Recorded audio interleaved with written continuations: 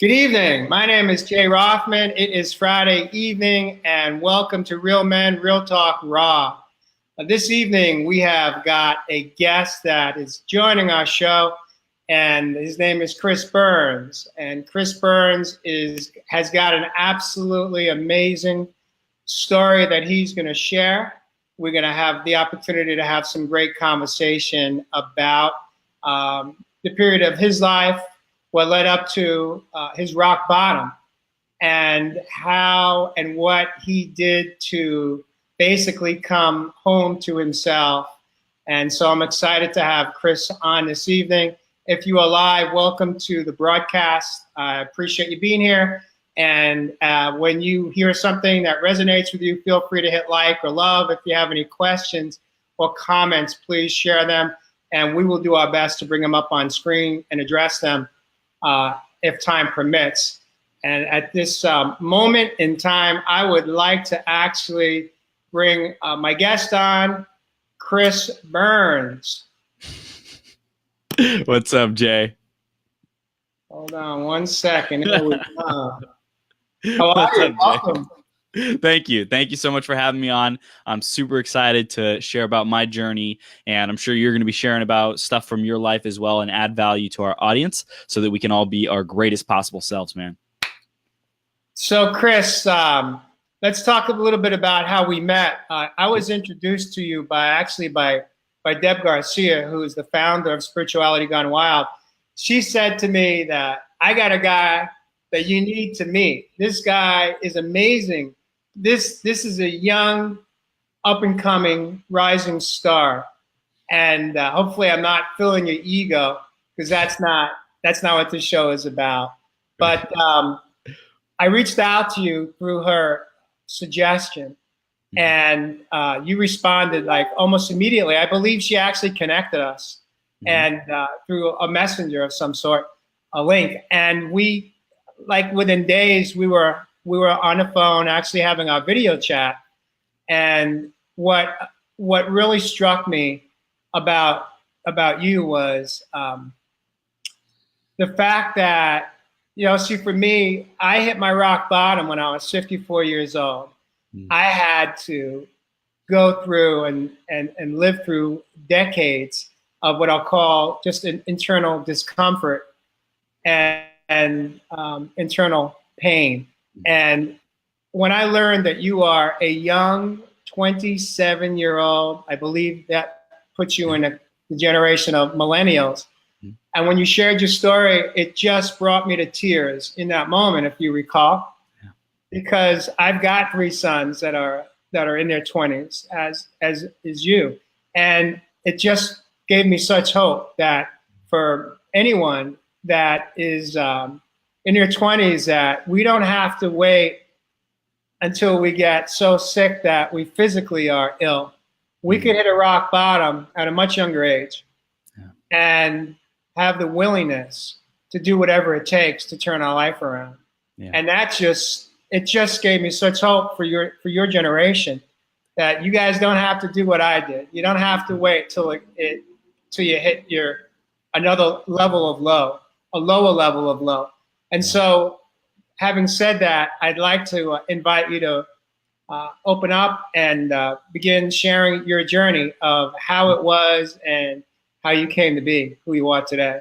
Sure. So for anyone who doesn't know me, Chris Burns, co-founder of Burn It Up Coaching, and we help entrepreneurs and high achievers to break through their BS, get unstuck so they can build a better business and make a bigger impact in the world. And I also am the co-founder and host of the 12-hour marathon, Becoming Your Greatest Possible Self, where every week we live stream for 12 hours straight. And so we do that, and we interview leaders, role models, experts, people who are changing the world. And we've interviewed 300 guests in the last year and a half, and my life is on fire. I have an amazing girlfriend. She inspires the heck out of me. She's my dream woman, soulmate, perfect woman for me. But things were not always this great. And in fact, I started off my journey, I think I told you this, Jay, when I was younger, I played so many video games. And I played a lot of video games because I think I look at two big factors. One, I felt like it was a place where I could get the attention that I wanted and needed. I felt like my sister was always smarter and better and prettier and popular than me growing up. So I felt like, oh, video games that's my thing. That's the thing I'm good at, and nobody else can take that away from me. So I was really good at video games, played lots, tens of thousands of hours, investing my life into that. And then the other thing that was a big factor for me while I was coping with this not enoughness in life was my dad is like 6'2" and I'm 5'9", and he was always this big buff dude. And whenever I was around him, I felt really intimidated. I felt like really not as powerful, as strong as, just a force as him. And so that raised worthiness. It raised, am I enough? It raised questions and doubts in my mind. And those questions and doubts were never resolved. So that turned into me trying to prove myself all throughout high school. And, I would do silly things, to try to get attention, hurt myself, not anything serious, but like do dumb, like kid stuff, foolish things to get attention because people laughed when other people are, in mild amounts of pain. Like I pepper sprayed myself in one grade for like $17 or something like that. So I was just like, hey, let's do it. Why not? So that was an example of just trying to get that attention. But it manifested in a more serious way when I was close to graduating, in drinking, partying, and going to raves and festivals and stuff. And I hit my rock bottom moment, as you mentioned. I had graduated college, and I was like, I'd done a year of network marketing, so I'd done some personal development up till that point. But the old past, the old paradigm, the old habits, hanging around those old people who didn't serve me, who had similar kind of toxic mentality, bless their hearts. I'm so grateful that they were there on that portion of my journey. Most of them aren't really today, just because we have different priorities and different values and visions for our life. But during that period, I was still hanging around those kinds of people. And so that wound me up in jail. I was at a rave and I got arrested. And bottom line is, that was like a really dark and scary place. And the charges were dropped. The case was dismissed. Luckily, nothing ever went on my record. But it was such a great opportunity for a wake-up call, because I had been throwing my life away.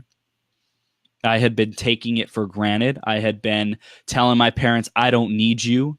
Screw you. Like I don't need you. In my mind, it's like, I got this. I don't need them. They didn't give me nothing. They didn't provide me with anything, which is totally taking for granted all the love, the time, and the energy that they poured into me and my sister, staying up late, helping us with our homework, making sure we got good grades, taking us through college and stuff. And I was just at this point of lack of gratitude, lack of belief, lack of respect for anyone, for myself. I just felt so insignificant, so hurt. And I didn't know how to communicate that. I was disconnected. And I found my fulfillment, my rush, my adrenaline rush through sports, through, racing on motorcycles, or through partying and getting really messed up. And that led me to my rock bottom. And I had to call my mom and my dad. And this is the moment I believe it changed. Everything changed. Everything turned around, is when I had to tell my mom and my dad where I was and how I got there. Now, I don't know about you, but when you have to, when you make someone sad, when someone gets sad, it's like, oh man, that sucks. But when you disappoint someone, that's even worse. That's a pain that hurts, and it hurt me, and it felt like my heart broke open as I disappointed my parents, and felt like I could feel them hurting inside, asking, what did we do wrong? Where did we go wrong with Chris? I thought we did everything to provide a great life, to give him that future, that solid future. And now he's about to, possibly get in trouble or something on his record for the rest of his life. At that moment, it was still unclear what was going to happen. So I felt like worse than the scum of the earth, like really, really low, really like, what am I doing? I'm throwing my life away. And so after I got off that call, feeling my heart broken open, I went back to my bunk, and I luckily I had started journaling at that point, and I journaled, and I wrote down the question: what am I going to do to make sure I never wind up in this place again? And so I started brainstorming what was it that had got me there? What kind of choices? Who was I hanging around? What kind of behaviors weren't serving me? And I started getting clear on that. And from that point, I was able to get clear on who I was going to be moving forward. I was going to be someone who didn't abuse substances, who didn't abuse, these parties and these things that don't serve me. I wasn't going to waste my time anymore. I was going to be my greatest possible self. I was going to be the best version of myself. And that didn't look like coming back to this place. This is not a place for me. This is not where I belong. And I am 100% committed to making sure that I never end up here again. So that was my rock bottom. When you got arrested, were you at that point? Were you arrested because you were just using drugs, or were you also dealing drugs? Were you selling? Yeah, no, I had a couple extra that I would give to my friends. It wasn't anything like I wasn't a dealer. Like I would just carry a couple extra in, and there was a Alice in Wonderland dressed up, undercover cop, and I was being foolish. I was being stupid, and that got me in some trouble. So when you were just sharing this part of the story with me, when you had to make that call home, Yeah. and you were literally sitting in jail, who answered the phone? Was it your mom, or was it your dad, or? It's a good question. I think it was my dad. I think my dad answered first. I think my one of the people that I was with, it was just me who was arrested. One of the people in my group had to go home. He's actually my next door neighbor. He had to go home and tell my parents what had happened. And he said he was like shaking, he was like so afraid to tell them what had happened, but he told them, and they were notified before I made the call because I didn't come home that next day. I was still in jail. So they knew I was somewhere, but they just didn't know what had happened specifically. So when your dad, and now you were not aware that they were aware in that moment, correct? No. That they knew. So you think you've got this big bomb you got to drop on them. Mm-hmm. And when your dad answered the phone, were you relieved that your dad answered the phone, or were you hoping that your mom would? Who was the one of the two parents that you felt safer with? Or did it not matter? I mean, just, if you don't mind sharing. At that point, I was pretty ready for no matter what. I was like, let's just get this over with, like pick up the phone, make the fucking call. But honestly, my mom was more like historically in my upbringing, she was warmer and more nurturing. And my dad was definitely more of the, if I screw up, then I'm getting in trouble, right? It was dad who enforced, mom who nurtured and loved. So it was a really good balance of that. But when he answered, he and my mom, they both had this softness in their voice. They weren't like pissed. They were like, Chris, we know it must be hard, because they didn't know how long I was going to be in there. They didn't know if I was going to be in there for a day or weeks or months. They had no idea. What had happened. So I think that they were just really coming from a space of reassurance of, we're going to get through this. They said that to me. My mom said that to me. We're going to get through this.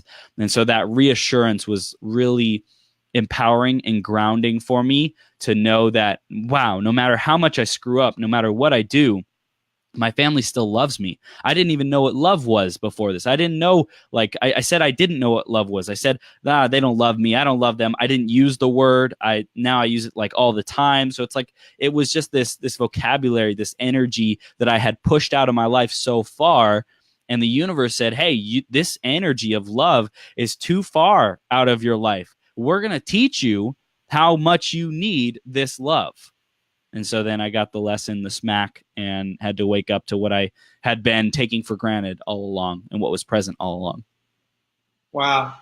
Yeah. So it's amazing that, well, what strikes me is, I don't know how many parents would have taken the approach that your parents did. Obviously they had, I don't know if it was hours to process what they learned from your next door neighbor, but they had the ability to, instead of coming unglued on you and actually but inviting you to feel worse about how bad you're already feeling, because Yeah. I know that when we screw up, we're already feeling bad, and especially when we feel like we're letting down, let's say, our parents, Mm-hmm. and so as young adults or teenagers, and so the fact that they were able to hold their own presence and have the ability to come from a space of just maybe empathy and gentleness with you was just remarkable. And the fact that you had the ability to have that awareness was amazing. I mean, what 22-year-old?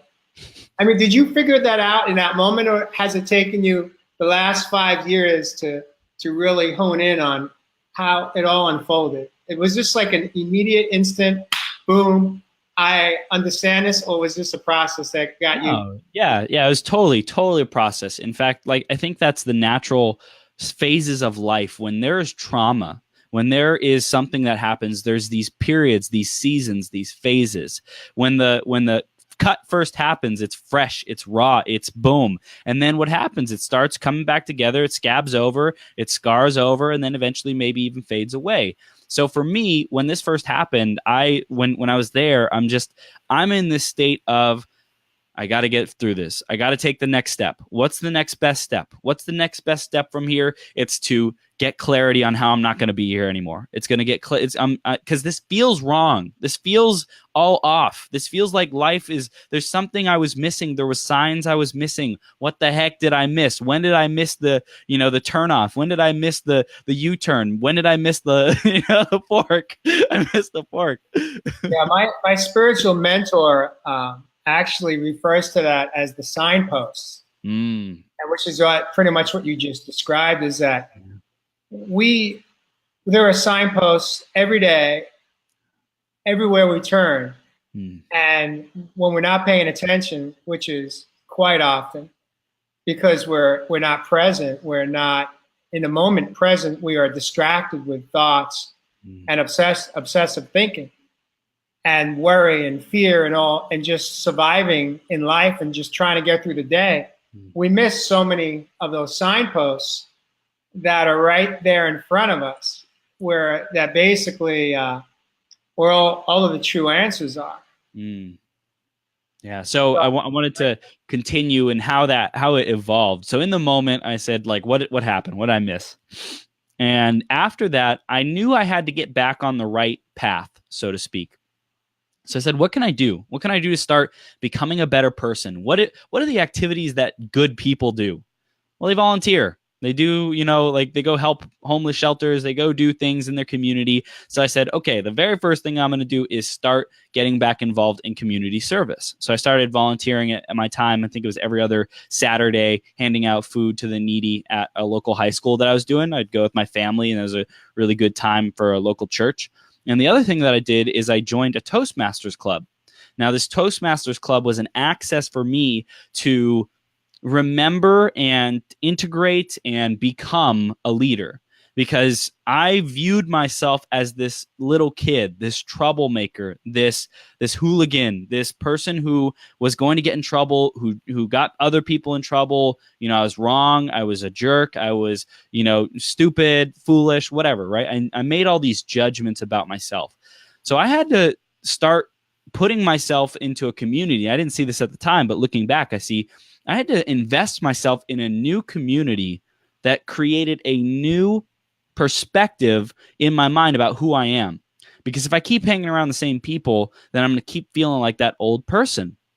So I said, okay, what's the next step? Well, let's go to Toastmasters. I heard that's good. I heard it's good to develop your communication and speaking and leadership abilities. Let's give it a shot. So I joined a club, and it turned out to be one of the best decisions I could have ever made, because I was there every Sunday for 2 hours. I served in the club, served leadership positions, took on more responsibility than was asked of me, which is a huge tip that I give to everyone: is volunteer, take on those leaderships, do more than is asked of you. And I started doing this Toastmasters thing, and that development of I was shy. I was really shy back then. I was really shy and insecure. So that development of my leadership abilities was essential to be the person who I am today, who can do a freaking 12-hour marathon on Facebook Live. Like without that part of my journey, without the insecure and hitting rock bottom and saying, I don't know what the next step is. If I would have just jumped into, let's say, earning hundreds of thousands of dollars right after that incident, then who knows what would have happened? Maybe I would have been tempted again. But since it was a long road of discipline and developing myself and understanding who I am, what I value, what's important to me, then I was able to really start to see who I want to be and how I want to show up in the world. At this point, you are now 22, 23. I was 22 when it happened, and then right after that is when I started going to community service and Toastmasters. Now, in your home, did you you grew up in the state of California? California, yeah, Southern California, Chino. Okay, and then as far as, did you have any faith in your home growing up? Yes. It was definitely went to a lot of Sunday school and stuff like that until about, I want to say it was 13 or something, 13 or 14, and then we stopped going to church. I started rebelling. I started acting like I knew better. And then my parents, actually, I think I was still going around 15 or 16, but after that, I stopped going from like 16 to 21, kind of the years where I said, I don't believe in God. I don't believe in anything. I don't believe in love. Just everything get away from me. I got this. I don't need you. I don't need your help.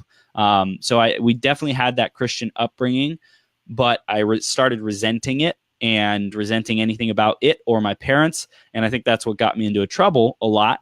And then now I'm more of, hey, I'm very spiritual. I believe there is a God, there's a universe, there's a source, there's a creator, whatever anyone wants to call it. I don't think the label matters because there's nothing that can identify the infiniteness of love and presence that is source, creator, God, universe, whatever. So Why did you think that you felt like there was no love? Well, like you said, I didn't believe in God. I didn't believe in love. Like, what brought you to that perspective? what brought me to the perspective that I didn't believe there was love? I just felt like I didn't need it. I felt like I was better than it. I don't need love. I want to go make money. I like family. Screw family. I'm going to go make money. I'm going to go work at Panera Bread, stack my cash, go have fun with my friends, do what I want, and screw everyone else. Like that, there was just this egotistical mindset that it was something I didn't need. It was a weakness. It was something that took away time from what I enjoyed. When my parents would tell me to get off video games, right? Like they'd pull me off video games and say, hey, stop playing. You've been playing for too long. I would resent them. So the people who I loved and respected and adored, when they took away the things that I love, and I didn't know how to communicate it with them, and they didn't know how to communicate it in a way to me that made me feel empowered. It was more so, you're taking away what I want. So I started getting this feeling of I'm getting away with things. Like, oh, I'm going to play video games all night because I'm going to close my door and they're not going to know it. So I'm getting away with it. And there was a lot of energy around getting away with things that entered into my life that really caused a lot of problems. And even to this day, like I notice it coming up and I'm like, wait a second, that's not who I am. I'm not someone who gets away with things. I'm someone who's in integrity. I'm someone who's ethical. I'm someone who's present and upfront with people rather than that old version of myself. But the grooves in my brain, in my identity of who I used to be were so freaking deep that it's even still to this day coming up that I have to deal with and let go and release and allow. That makes sense? Yeah, sometimes I appreciate silence. Mm. Because you just said a lot, and I think it's important to be able to just take a deep breath sometimes and just like feel what you just said, because in that moment you just were in flow. You were there. I was just listening to you. You were not this 27-year-old man having this conversation with me. I felt the presence of your younger self, and I felt your pain. So That's okay. That's a good thing, you know. I hmm, that had to be so sad, you know. I mean, growing up in a home where you actually push away um, love because the way it's presented to you actually confused you.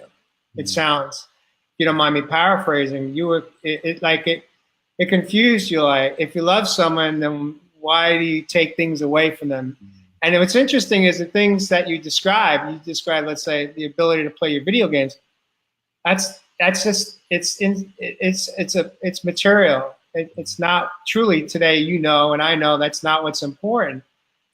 But in that moment, as that 15-year-old is being disciplined by his dad, most likely, as you described, it was your dad who did the disciplining. It didn't feel like there was any love behind that. And somehow you weaved in your story, in your storybook, that you didn't need love because love represented something perhaps that was taken away. You somehow equated love with some level, like you were being punished. And so you didn't trust it. Yeah, and like I said earlier, the attention, right? I wanted the attention when I was younger. I felt like my sister got it, or when I felt like I was insignificant compared to my dad, I was like, well, what else can I be good at? What else can I get attention and love from? And when I played video games, like that was the attention that I was getting from the video games, the characters. There was emotional, sequences in these games that I went through, that I experienced, my body, my mind made real. And when I was pulled away from the video games, it's like, I love this, and I thought I loved you, but you're making me not love you. Why are you doing this? Why are you making me not love you more and more? And right, that was the story. That was the story I had believed. And so it had gotten to a point where I started to believe that, oh, they must not love me then. Like, if they loved me, they would let me keep playing video games. But the truth is that if they love me, they would make sure that I am getting a well-balanced, rounded life full of faith and sports and good nutrition. I hated good food too. Anytime they wanted me to eat vegetables, I was like, no. Like, I started gagging. I started, spitting it out, and I would only eat like hamburgers, hot dogs, macaroni, pizza. And I think that was partially because I wanted to show them, hey, you try to take video games away from me, this is what I'm going to do. I'm only going to eat the worst stuff for me. Thank God I eat great food now. So when you were playing those video games, well, first of all, on average, how many hours a day were you active? Oh man. Oh man. So like it varied depending on the year, but I would say I was playing on average 5 to 8 hours every single day. I'd play before school. Let's be honest here. 5 to 8 hours, were those the 5 to 8 hours that your parents were aware of? Or is it 5 to 8 hours plus? So it depended on the day, but I would say 5 to 8 hours. My parents were aware. They were pretty aware. And the days where I'm getting like, 12, 14, 16 hours of just like straight gaming, straight, on my computer and my PlayStation and my Xbox at the same time, like really being ridiculous about it all. That was definitely way, way more, but I'm grateful because I had such a drive, such a fire burning within me to be that gamer, to be the best, to be fulfilled, to create and level up my character in these games. That's all I want to do in life now.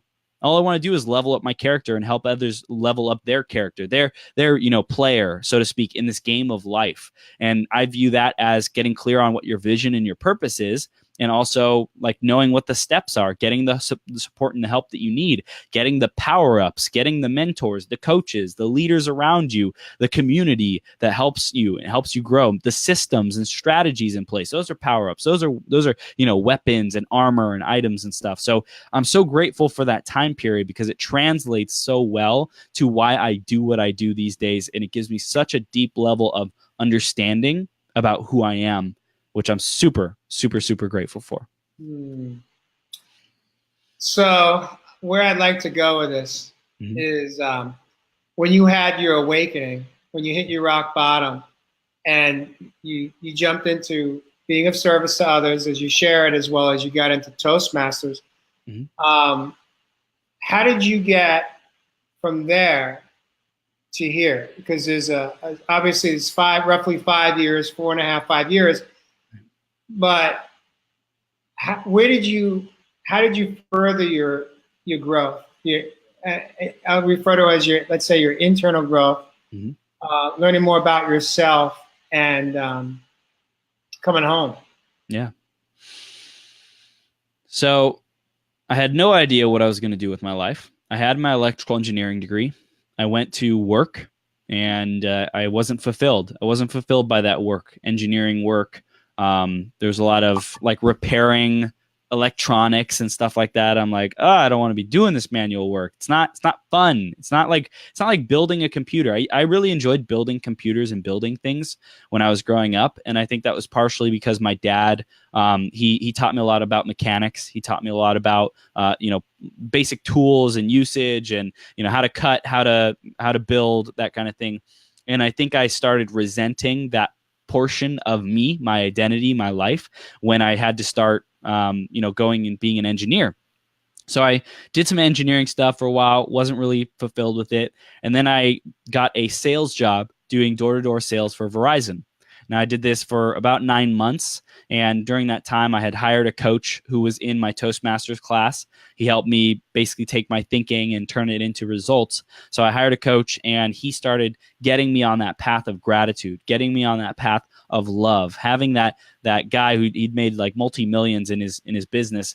And I was able to learn from him and go to his beautiful house and spend time with him and see that I was a valuable person. So that was huge. Having someone who I can lean on, who says like I'm a champion, who says I have so much potential and possibility in my future, that really fueled me up. So for anyone listening or watching, definitely get those people in your life who lift you up, who empower you, who inspire you, who believe in you, who champion you, because it makes all the difference. So I did that for 9 months. Wasn't fulfilled there. I was like, I don't want to keep hitting these doors, hitting streets. I was walking door to door for businesses, and just was like, there's got to be a better way than this. So I went back to my computer and I started working on Fiverr. And Fiverr is a gig economy based business, which means you can go there and get any kind of service that you need done. Maybe you need a report written for school, you can have it written there. Maybe you need a speech edited, maybe you need a book edited, maybe you need a graphic done. So Fiverr, Fiverr.com is where I started working on that aspect of myself, the entrepreneurial aspect of myself. So I started going to Fiverr. I spent about 3 months on it, got a couple hundreds of dollars, but just wasn't enough to make ends meet, so to speak.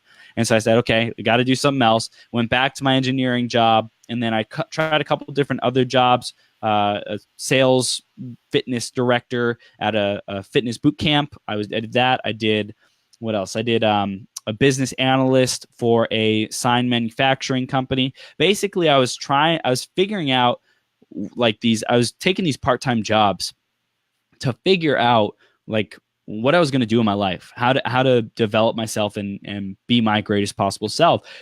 I figured I was just one idea away, one breakthrough away, one connection, one introduction, one business model, one system, one thing, right? And so during this time, there was a lot of, I'm still not good enough. I'm still not worthy enough. Like I can see looking back now that I was sabotaging myself in a lot of ways. I felt still like that little kid who was irresponsible, who was getting in trouble, who didn't know how to pull his stuff together, right? Like I felt like I was irresponsible and not able to handle life. Like that's what I literally believed at the core level. So I was healing that and working on that. And then about 2 years ago, 2 years. Yeah, a little over 2 years ago, I moved out to Orange County because my parents moved to Texas. So thank God for them moving, because I don't know how long I would have stayed living in my house, living with them, growing up with them. So I'm super grateful because I lived with them through college, and then they just really wanted to support me. They wanted to help me get to my next station in life. But I also think that there was an aspect of that had me be comfortable. because a lot of my life had been about being comfortable. In video games, I loved being comfortable. That like drove me to be comfortable and talk shit, but still like I wasn't in any real danger. That everyone was on the other side of the screen. So I was this big inflated ego on video games, but when it came to life, I was a small shrimpy kid who had no self-confidence. Even my best friend had to ask out my girlfriend for me in my senior year. So, just really, really wasn't. College. What was that? High school. Okay. Yeah, thank God it wasn't college. Yeah, well, that's the information that people want to know. They want. But I did go 6 years. I had a girlfriend, 2 girlfriends in my senior year, and then I went 6 years without having a girlfriend because I was doing this work on myself because I didn't feel worthy, because I didn't feel confident, because I felt like I was, just not happy, not fulfilled. So I spent 6 years and then had a girlfriend for a couple months and then went another 2 years. And then I met my current girlfriend in February of this year. And she's incredible, amazing, out of this world. Yes. Yes. Thank you. I love you. Yes. Thank you so much. Yeah. She really has me stepping up in entirely new ways that I'm so grateful for. So I started my coaching company about 3.5 years ago. I had met a business coach of mine, and he taught me about how to package up my information and sell it to people, right? Like I had these ideas, this wisdom that I had gotten back then, which was basically I'd been reading a lot, studying a lot, going to a lot of seminars. And I said, hey, I can give this to people so that they can apply it and grow themselves. So I created my first information product, which was 40 days and 40 nights of lessons, 40 lessons for $40. Right. So I sold that. I was like, oh my gosh, awesome. I can sell something for a profit and make these videos and have them just be delivered with an autoresponder and make a profit. So that's where my coaching business started. And then from there, it's been an evolution of what works, trying to figure out who the heck I am. Who is Chris Burns? What do I stand for? And I just get more and more clear about who do I want to work with? What is the life that I want to live? Who do I want to be around? I want to be around influencers. I want to be around people who are confident, but might be missing something or lacking something to get to their next level. I want to pour on the rocket fuel to help people truly explode and ignite so they can make that impact in the world. Like that's what I love doing. I love having deep conversations. I love having an incredible interview with you, Jay. I love interviewing the people on my 12-hour marathon. I love learning. I love expanding myself. If I could be in seminars 24/7, I would. You mentioned the 4 L's at the beginning of this: live, love, laugh. And Jay says, learn. Learn is one of those big L's. It's such a big L for me to be curious. There is so much power in curiosity. There's so much wonder. There's so much discovery. There's so much joy. There's so much energy. You want to know how I have so much energy? It's because I'm curious about life. I have this insatiable appetite to discover and explore and adventure in life. Do you sleep? And that excitement. Do you sleep? How many hours of sleep do you get? Because I ask you that because I remember when I was a kid. Yeah. I don't know if you remember this, Chris, but I was one of these kids that, even though there was a lot of, I'd say, darkness within my soul and sadness within my home, I still remember waking up with an excitement. And I don't think it was when I don't know what age that was. Maybe I was a young adult, but there was a period in my life where I just always woke up with just like this excitement, like it's a new day. And at some point, I lost that. And I can't recall when I had that and when I lost it. But I sense that I know you have to sleep because we all do. But I don't know if you sleep a plethora of hours. Like some people sleep 7, 8 hours, 9 hours a day. Right. I can't. My body is like somewhere between 5 and 6 hours, which is not, they say, is not medically good for anyone. Right. But my body, I just wake up and I just want to start my day because I'm excited about what's going to unfold. Even when I know that at any given time, my day can shift and it may be a difficult day. There may be some challenges. It may be painful, but I'm still excited. Because I know that no matter what unfolds, it's an opportunity to learn something about myself. It's an opportunity to grow. And I heard one of my coaches a couple of weeks ago, I think it was. He said, and I know you've heard this. I don't think he owns this one, but when we stop growing, we're dying, or if we're not growing, we're dying. Yep. And it's an interesting concept because another one of my coaches says that we have this idea, at least in the United States, that when we go to school and then if we don't go on to college, we're done learning, and we just get on with our lives. And if we go to college, we get a degree, and then we're done learning. We think that we're graduated, and we just we get on. We have cruise. And that's not unusual for so many people, just to get caught in the rut of the routine. And we don't leave time. We don't create time. We don't make the time to continue exploring and learning about ourselves and growing. We get paralyzed in life. And so do you sleep, and how much do you sleep? And when we're done with that, I need you to share with me, what is that logo behind you? Because I had my own stories I made up a story, speaking of stories, about that. And I was not even close. So yeah. So in terms of sleep, I think I slept less when I was playing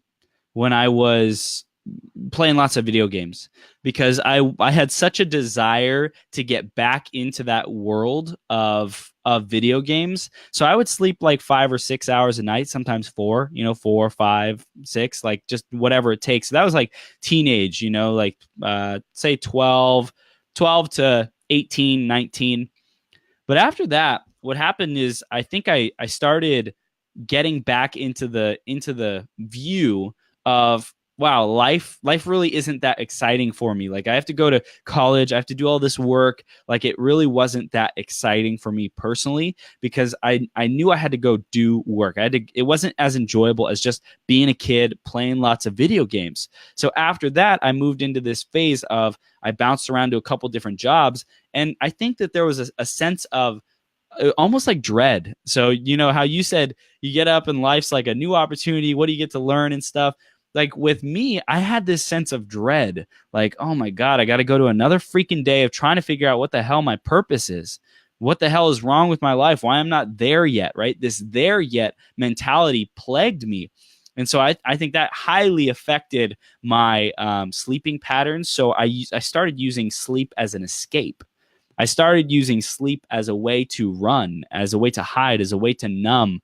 I started sleeping during the day. I started sleeping lots of hours at nighttime as well. And maybe that was just me, catching up on all the years that I had a deficit for. I don't know. but I wasn't excited for the day. Now, that mindset I have really, really had to work through and let go of, and challenge myself and push myself for the why I'm supposed to be, like driving, why I'm supposed to be driven, why I'm supposed to be excited. So I show up naturally energized, naturally passionate, naturally tapped into my emotions, because I really had a great foundation of feminine energy growing up. So that foundation of feminine energy gave me awareness to my emotions, and I'm really able to tap into whatever emotion I want at any given point, almost to the point where my emotions take over, and it stops being a good thing, and it starts being something that doesn't serve me. So these emotions, like, I had to master them to be able to channel into my vision. And that was a challenge for me as well as being unclear on my vision. I was unclear on what it was that I really wanted. I said a lot of things. I created my dream life, but there was an aspect of me that didn't believe it was possible. There was an aspect of me that didn't believe I was good enough to actually achieve it, to actually receive these things that I had built my dream life around. And then as time has gone on, there's a part of me that says, well, is that what I really want? Or is that what I think I'm supposed to want? Is that what I think I'm supposed to say in terms of my vision, what I'm supposed to create, my greatest possible self? So there was this constant battle of, yes, I have a vision designed. Yes, I want to impact millions and billions of people. Yes, I want to do this augmented reality stuff. Yes, the future is so bright, but I'm not really connected to it. And so that lack of connection to my dreams, because here's another thing, because I love attention so much, I would engineer challenges and obstacles and suffering and self-sabotage into my life so I would get more attention. Because wow, Chris, you have so much potential, so much possibility, yet you're not succeeding like we know you can. What's going on? What's underneath it all, right? So I think I had this belief or a paradigm or a blind spot, whatever you want to call it, that had me almost like cry wolf or just be like pretending like I'm drowning out in the water when the whole time I know how to swim, but I wasn't willing to take the actions to swim. So that was like a huge discovery for me, is like I saw challenges as a way to get attention. My parents would read us books when I was younger, and when they would read us nighttime bedtime stories when we were going to bed, if it was a long book, if there was a big challenge, they would keep reading. But if it was a short book and a short challenge, then the story would end, and then my parents would go away and I would have to go to sleep. Right. So it was really, really fascinating. So at this point, I definitely prioritize my sleep because I know it's a big factor for me, but I get about 6.5, 7 hours on average. So that's the typical. And then as far as me, I have this logo, boom, the Phoenix, the fiery Phoenix for Burn It Up Coaching. And what it is, there's the wings on here, and these are the wings, but a Phoenix by its nature is a fiery bird. So it looks like fire because the bottom is dark, the top is bright. So it looks like fire. And I just really love what the Phoenix represents. It represents rebirth. It represents coming back from the ashes. A phoenix turns into ashes and then it rises again. It comes back. It's an immortal creature that keeps coming back no matter how bad it gets, no matter what happens. It just turns into ashes. It dies, it molts, whatever you want to call it, and then it comes back to life, brand new, reinvigorated, renewed, re-energized, inspired. And for me, that's super meaningful because I see my life as a constant evolution process. And what I did yesterday or 5 minutes ago or 5 years ago, I don't want that to be holding on to me for the rest of my life. So I have to learn how to let it go. I have to learn how to release. I have to learn how to forgive. I have to learn how to allow. So to do these things, I have this awesome image behind me and all around me that inspires me about my commitment and how I'm showing up in the world and what I'm dedicated to, and I'm super, super grateful for it. I want to thank you for sharing all of what you said tonight. There's so much that I can resonate with. I love the metaphor for the Phoenix and the metaphor, the metaphor for your life, how you're evolving and transforming, and part of that is we're all, I think, not all, but those that are on the journey of self-exploration and transformation. Ultimately, I think it's about reaching that level of enlightenment, and within ourselves. And I love your passion that you show when you show up. There's not a time that I haven't connected with you where you haven't been flying on fire. And two things that resonate in this moment with me. One is what you shared, something to the effect about you brought up your feminine side, and you are fully aware that your feminine side within has allowed you to connect to your emotions. Again, I'm paraphrasing you, if I may. Mm-hmm. And that just strikes me because so many men have no idea that within there is the feminine side. Yeah.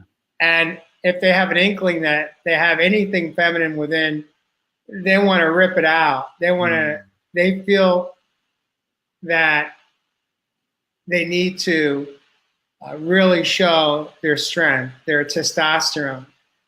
Driving those souped up cars with those mufflers that are just, and you may have one of those cars, I don't know. I don't have an obnoxious rice. I don't know where I live. I've never lived anywhere where on a daily basis, if I tell you 10 of those cars comes flying by, I've never experienced anything like it. It may be just part of Huntington Beach. There may be a lot of male testosterone here and not a lot of feminine within the male. I'm not sure. But I know this. There's at least one. And that's me. That's right. And I live in gratitude every day that I came home to my feminine within, because it's my feminine that has taught me that it's okay, it's safe, and it's okay to feel, and it's okay to express all of my emotions, the good and the bad, in a healthy way. And that's something I never understood until I did. I didn't know what I didn't know until I knew it. But it's the feminine side that I think allows me to connect with my empathy and compassion for myself and for others, and to get teary-eyed. I mean, I got teary-eyed with you, and well, I got teary-eyed the first time we talked. I know you recall that, but I didn't know how tonight was going to go, but I felt some of your pain when you were sharing earlier, and I am so grateful that I can feel those feelings, because this is what I've learned through my own healing journey, is that when I feel and I reveal, I heal. And if I'm not doing the feeling and the revealing, then I am just holding it in. And the holding it in part, I believe, is what caused my severe medical diagnoses that landed on my doorstep, that nearly took me out. And so, you know, today I wake up and I tell you, when I feel what I feel, there is not a greater feeling to feel it, because it's like I'm alive. For the first time in my life, I am not numbed out on antidepressants to numb my feelings. And that is a great gift. That's a great feeling. And so I so appreciate the fact that that you showed up tonight, that you were willing to share some very intimate, honest, brutally honest parts of your life that many people would want to compartmentalize, put in a box, throw the lid on it, tying it down, and never look at it again. And that's not who you are. That's not the man you are today. And I have tremendous respect for the fact that you're willing to be, that you're just willing to be who you are and share your story, because you see, all of that took place is what has brought you to right where you're at today. And the work that you're doing today, as long as God gives you one more day, you get to take these lessons to the next day. Yes. And see where it leads you. And I tell you what, if I know that I'm right where I'm at, and I know that I had to go through everything that I went through to get to right where I am today. But you have been given such a blessing and such a gift that you landed on your butt when you were 22 years old. And many people do, but they miss the signpost, and they continue along that path. They continue with DUIs, they continue with getting arrested, they continue being destructive to themselves, they continue being destructive to people in their life that love them and care about them. And some don't get it. Some get taken out at a young age. Others survive, but that's what they do. They just survive for decade after decade. And some wake up and some never do. You woke up at the age of 22, which is a miracle. It's an absolute miracle. But at the same time, my spiritual mentor told me that there is no such thing as miracles.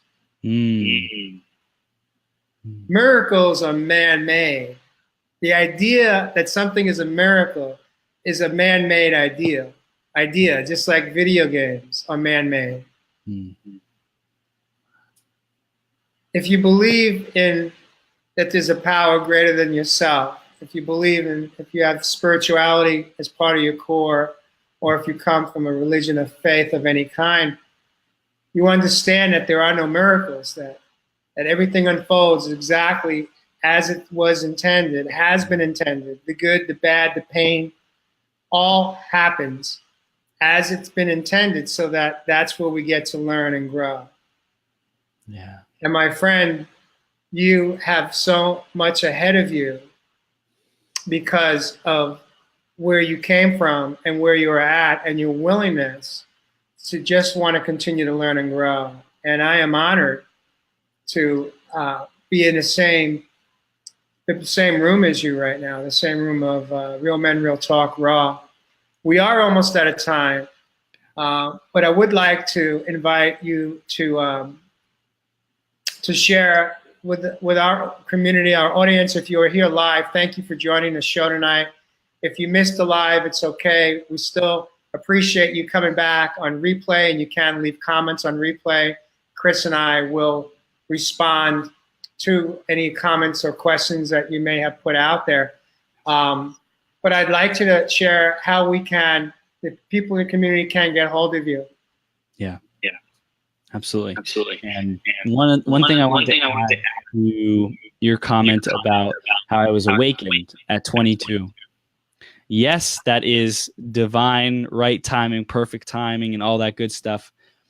And I still have to make the choice every single day, every single moment to be my greatest possible self, because it is not automatic. But after, I don't know, maybe 10 years, 15 years, I think it starts becoming a little bit easier. So just know that it's a process. It is totally a process. And I still have to be aware of myself. I still have to do the disciplines. I still have to do the habits, but it starts getting easier. The momentum starts going in your favor to be able to create the life that you desire, the life you want to design. So that's the one thing I want to just share with everyone before we go any further, is that it's still a choice every single day. And it's not, nobody makes the choice for you. Nobody has to do it for you. So wherever you're at in your journey, whether you're a multimillionaire, whether you're in the relationship of your dreams, in the body of your dreams, or not, and that's the farthest thing from you, and you say, I'm freaking miserable and life sucks and I can't believe that I'm where I'm at. Both people still have to make that choice. Just one has a little bit more evidence in their life about what happens when they make that choice for a long period of time. So have that faith that by consistently taking action over a long period of time, you can have, be, and do anything you desire. And how you can stay connected with me, because I love connecting with people, is on Facebook, facebook.com/TH3 Burns. That's T as in Tom, H as in Henry, the number 3 Burns, facebook.com/TH3 Burns. And you can go to my website. That's where I do the 12-hour marathon, by the way, every Wednesday, 9 a.m. to 9 p.m. Pacific. We stream for 12 hours straight, interview up to 9 guests, leaders, role models, experts, people changing the world. So you can do that on my Facebook profile. Search Chris Burns, usually pretty easy to find. And of course, I'll comment right here, right now. Boom. So there's my name in the comments as well. And go to my website, beyourgps.com, to get the individual interviews and episodes, blog posts, all that good stuff. Or find us on iTunes, Becoming Your Greatest Possible Self podcast, and we'll rock out. Your show is based on, your platform is based on becoming your greatest possible self. Correct. Would you be so kind to share with me and the audience, our community, what do you think are the top, let's say, nuggets that you're willing to give away for free right now that you have learned through your own healing journey? What do we have to do on a daily basis to become our greatest possible self? It's a great question. Great question. So, number one is have a destination. Without a destination, without a vision, without somewhere to go, there's no reason to go any further.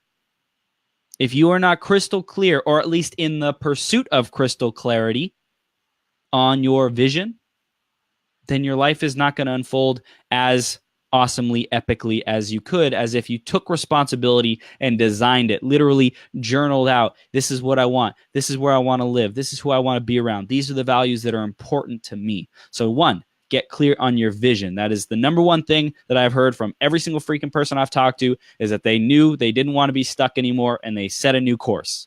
They set a new destination, a new lifestyle, a new life path. Instead of going down that fork, they chose the other fork, even though they might have to do some backtracking and then, a long way up a mountain and all kinds of stuff like that. And they're still climbing mountains. So that's number one, get the vision.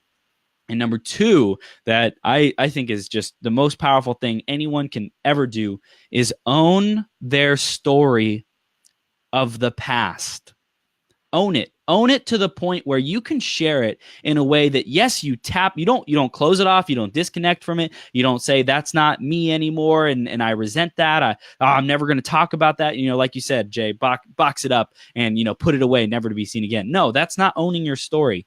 But what owning your story is looking at the patterns in your life, looking at the key pivotal moments, looking at the things that filled you up as a kid growing up, looking at the key events that shaped your perspective on why you do the things that you do. Look at the meaning that you gave certain things. Did you make it mean that your father was a jerk when he left at whatever age, and you've resented men and your father ever since? Is that the meaning you want to hold on to? Is that the meaning you want to carry forward with you?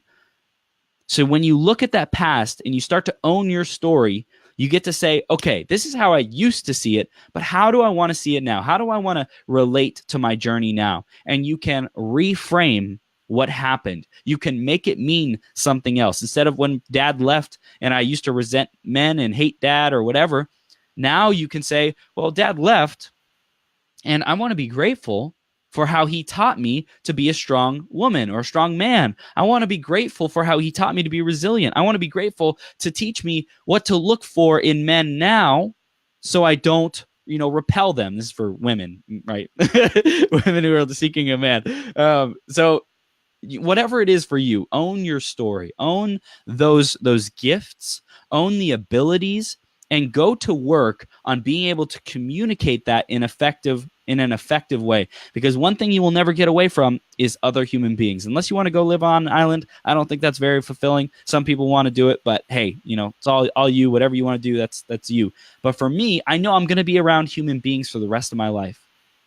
So I committed to developing my story, my sharing, my enrollment, so that people are left better off than when I found them, because I'm a better communicator, because I share the wisdom and the lessons of my past.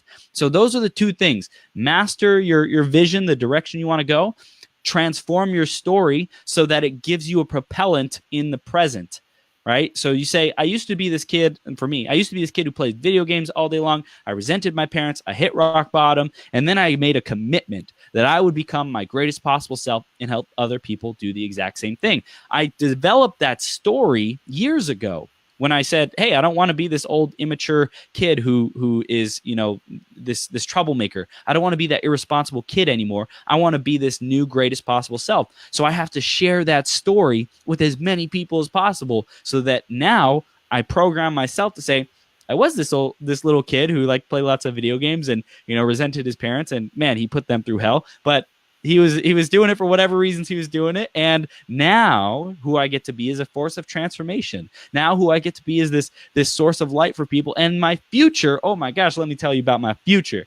That is so bright. It is so exciting. Got augmented reality, speaking on stages around the world, just loving freaking life. That's what I get to create. So you are the author of your own story, the author of your own journey. Choose wisely the story that you continue to tell, because you're telling one whether you realize it or not. Thank you. You're welcome. I referred to it. Actually, I think part of one of my images for this show is become the artist of your soul, which is pretty much, we're saying the same thing, just a different brushstroke. But you're an easy guy to fall in love with. Let me say that. You make it easy. I'm just in awe. I still am in awe that you are a young 27-year-old who has learned a lot. You've got wisdom already within, and your energy and your comprehension of what it takes to be the best version of yourself, I believe, is spot on. And the key, I think, behind I'd say living an authentic life and being your most authentic self is that it's way more important that what we speak is what we live in. That because there's a lot of people out there that are, in fact, we'll say classic textbook taught and teachers of, and yet they tend to struggle with putting that practice into their own lives. And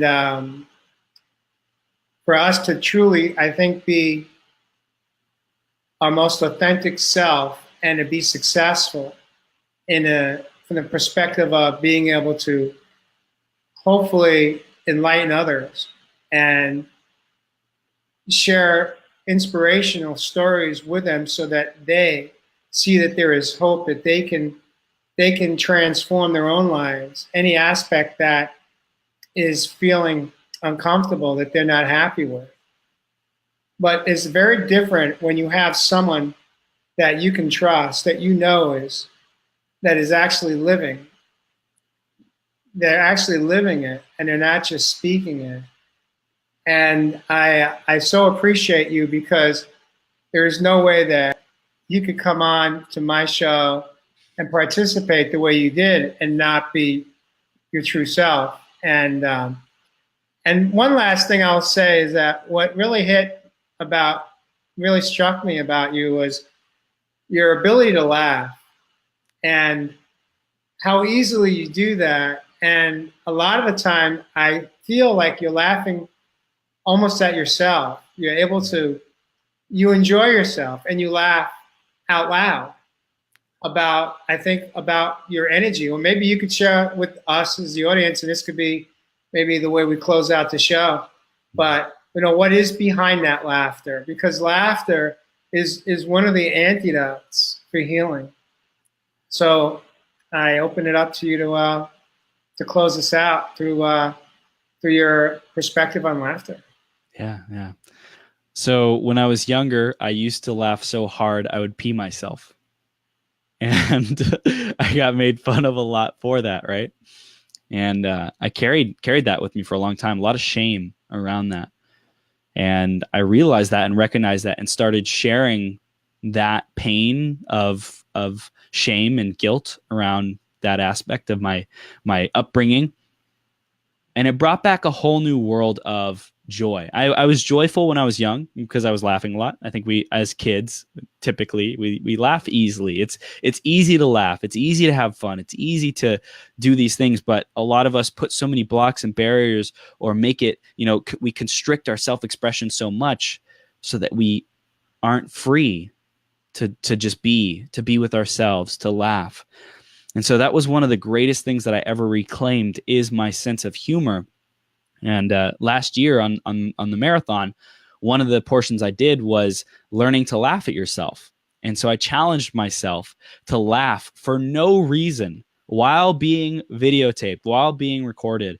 And it is one of the most uncomfortable things I could ever do because I don't know about you, but trying to laugh just for no reason, just like getting yourself into a laughing fit, it feels inauthentic. It feels inauthentic. There's a program running in most people's minds that it is inauthentic to laugh for no reason. And I think that is freaking BS.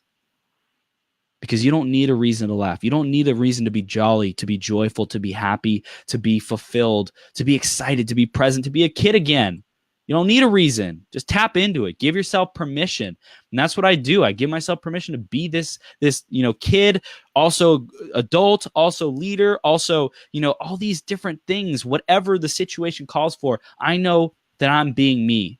And I don't have to wear any masks. I don't have to prove anything. I just get to be me and laugh and enjoy life, because that's why we're here. We're here to enjoy it. We're here to have an experience. We're here to grow. We're here to connect. We're here to love. Whatever definition or mindset or paradigm you have around why we're here, a part of that is pleasure. So soak up the pleasure. Don't wait for someone else to come and give you the pleasure. Be the it probably isn't a great analogy, but the drug dealer of your own self, your own happiness, your own joy, your own peace. Like give yourself permission to be unlimited in your potential, in your tapped inness to that joy, because nobody's going to come and do it for you, and you freaking deserve it. You're an amazing human being, amazing soul, amazing light in the world, and just give yourself permission. That's a big thing that I did, is give myself permission, just say it, journal about it. And that was a huge difference maker for me, Jay. Thank you so much, Chris. I can't thank you enough for coming on my show this evening and participating in your own healing journey and being your most authentic self. I knew it was going to be an interesting show when I was already on camera. We were not on live yet. And as you came on, I didn't hear you say, "Hi, Jay." I heard your laughter. and my first thought was, like, what's so funny? Like, why is he laughing? And I immediately released that thought. And actually, listening to your laughter brought me to a smile. So it was contagious in the moment. And I realized in the moment that I didn't need an explanation to understand why you were laughing. I just had to trust that you were in a space where you felt good and you felt safe. And so thank you for that. Thank you for being my teacher about that, because that's an area where I could use some guidance. And when I do laugh, a few people will say, "Wow, it's been a long time since I heard you laugh, and I really love that." So I know, there's room for growth there for me, and perhaps maybe I just need to spend more time with you so that I can pick up some of your laughter. Yeah, well, there's that, and give yourself the challenge, man. Do a Facebook Live where you laugh for no reason. That would be quite the show. Time to get real and raw, baby. Exactly. All right, Chris, we have gone over. I again want to thank you. Yes.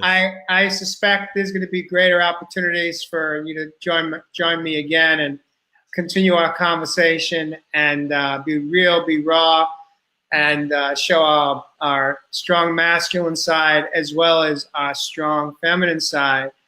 Have a beautiful weekend, Chris, and we'll see you next time.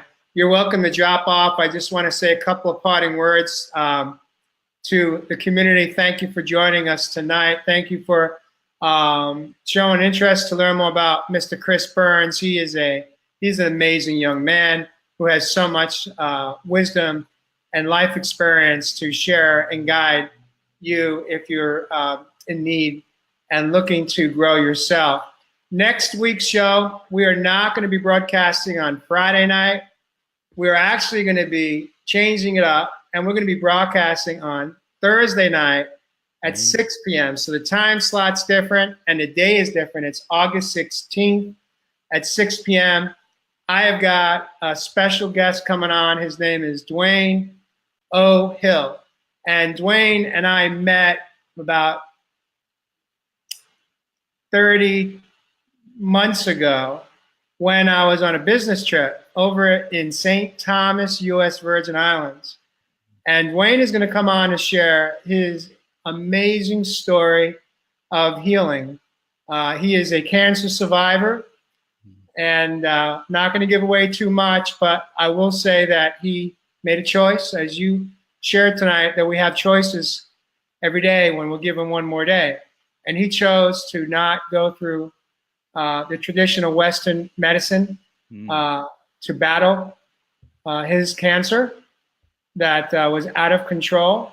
He chose to go home and to heal himself off the land and make some shift in his lifestyle.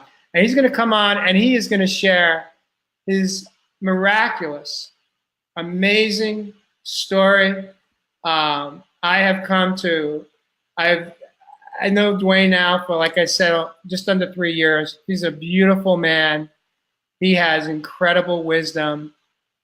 And I am so honored to have him on my show. I didn't think he'd be willing to come on, but it was suggested that I invite him. And so I pushed through that uncomfortable feeling to ask him if he'd be willing to come on and share, because I know he's a very personal man and he's not very open with too many people because he believes his journey is a personal journey. And I so respect that. But he's willing to come on and share his story because I think it's important that people understand that we have choices in life and that there are alternative options other than what we may think is the only curtain to walk through or door. And he is cancer free. I believe it's been at least 2 years. I'll let him verify that. But he's got a fast moving, amazing story to share. And I know that when you watch him live or on replay, you will fall in love with his soul. I just love him so much. And I'm so excited. I wish that tomorrow is next Thursday. And I don't want a future trip. I like to stay in a moment. Yeah. But I'm just so excited because he's got a story that may just help someone change the trajectory of their own life. So and next Thursday. I said next Thursday, 6 p.m. All right, Chris. Love you, brother. Love you too, man. Have a great weekend. Take care. Peace brother. out.